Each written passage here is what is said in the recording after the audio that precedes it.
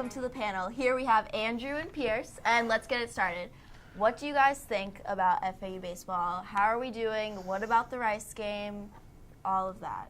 What do you guys think? Well, for me, I mean, we lost 3 games to Rice, which is hard, but if you look at 2 of the 3 games, we lost 2-0 in the first game, but Austin Gumby, our ace, Gomer, our starting pitcher, did really well, went 8 innings, I believe, gave up only 2 runs, and then the last game we lost it in extra innings. So I think realistically, if we played Rice again, I think we could beat them. I think it's just hard. Rice is a very good team. They're ranked like 21 in the nation right now. We're still in the top 30, I feel like. So we are still a solid team. It's just hard when you go at Rice or away against anyone. Exactly. To piggyback off what you're saying, I was going to say, I don't think that this is anything to, get all sad about and feel like our team isn't as good as we had originally thought in the beginning of the season.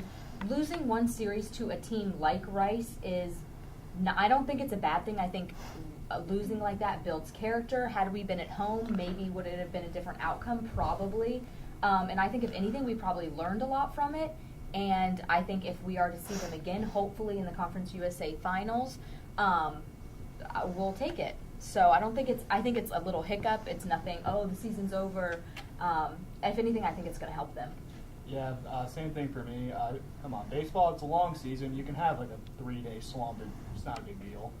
But this team's fine. We're a solid team. Could maybe win the conference if Rice has a little slip up here and there. But if we see them again, I like our odds. Okay, so obviously baseball in a little slump right now, but hopefully we'll pick up. But okay, now football, I don't think we saw this coming as far as the quarterback battle. Now we have another battle going on between Quez and Hankerson, and don't even get me started on Driscoll, where he's going to fit into the mix. I mean, this is a good problem for us to have. I mean, we don't know who our quarterback is. We have 2 great options. I guess maybe the spring game will be a little more telling, and hopefully that will give us some answers.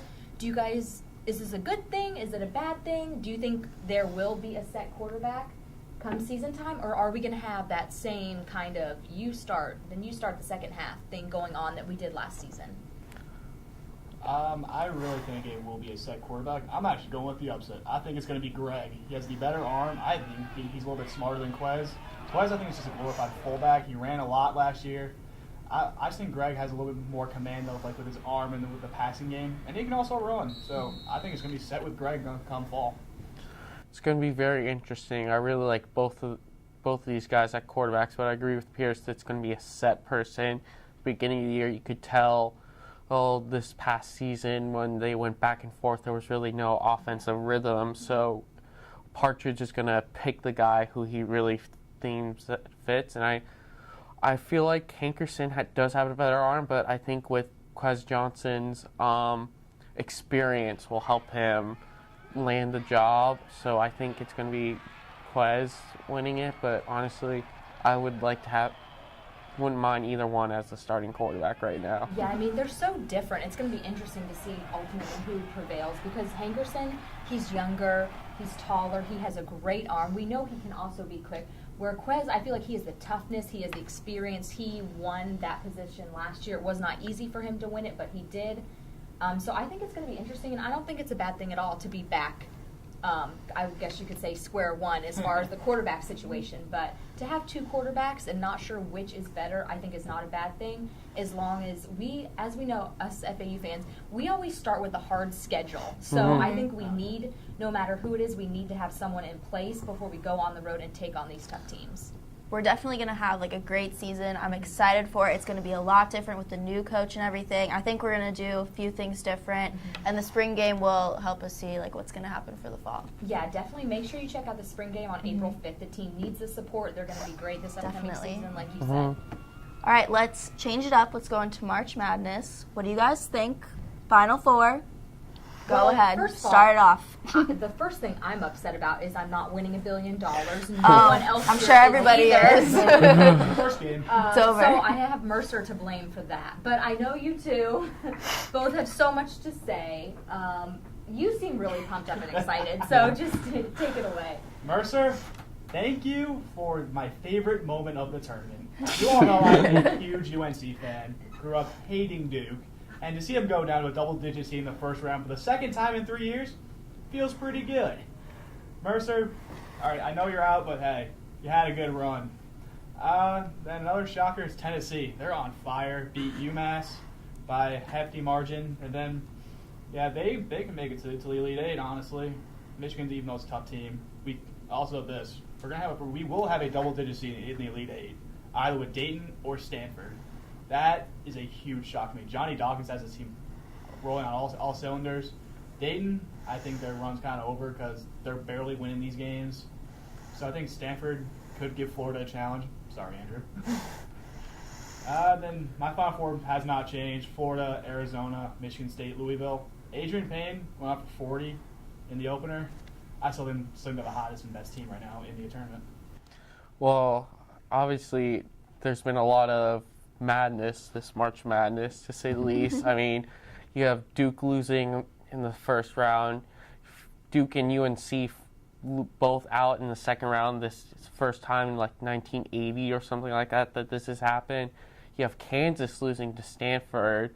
Dayton, I disagree with you. I really like them. I think they can make it to the Elite Eight. But, I mean, I'm happy I still have my Final Four teams. I'm still in contention with my pool that's going on with me and Pierce. But a lot of big upsets that it's really hard to say. I mean, a lot of people didn't see Harvard or North Dakota State winning. We almost had all four number 12 seeds advance. It's crazy this year. And obviously I'm upset. First game, lose the $1 billion bracket, but The first game. Final Four, I still have Florida, Michigan State, Michigan, and Arizona. They're still in, so I'm still hanging in there. So. Okay, so if you guys have, let's go ahead and say final game right now. Who do you have? Michigan State, Louisville. I still have Florida, Michigan. Okay, I'm with you on that one. So I hope you're right for my sake at least. And, you know, hopefully next year, if the $1 billion bracket is going on, maybe we'll be smarter. We'll pick a few more 12 seeds to go on. But who do you guys think the surprise? Do you think it was Mercer? Do you think it's Dayton? Who do you really think was the surprise of the tournament? For me, Stanford, because I just think they can make it. They can make the Final Four if they are hitting their threes against Florida, and they have that scoring punch. Because Florida will leave teams in the game. I'm sorry, Andrew, but they do. Because they're a defensive-minded team right now that has some difficulty scoring. I mean, only scoring 65 or 61 against Pitt. That's not going to get it done. You're not going to only let up 40 every game. I mean, my biggest surprise, I think it has to be Tennessee right now. I mean, I picked them to lose to UMass in the first round, and they're in the Sweet 16, could easily make it to the Elite Eight, maybe even further, depending on how well they're playing. That's a really big upset for me, and so either them or Mercer. Mercer, even though they came from the A-Sun, which had Florida Gulf Coast, which is actually turning into a very good conference right now, Mercer playing a Duke team, that was a very good upset too. So those are my two big upsets. All right, folks. Well, that's it for this week. We'll see you next week. Have a great day, Owls.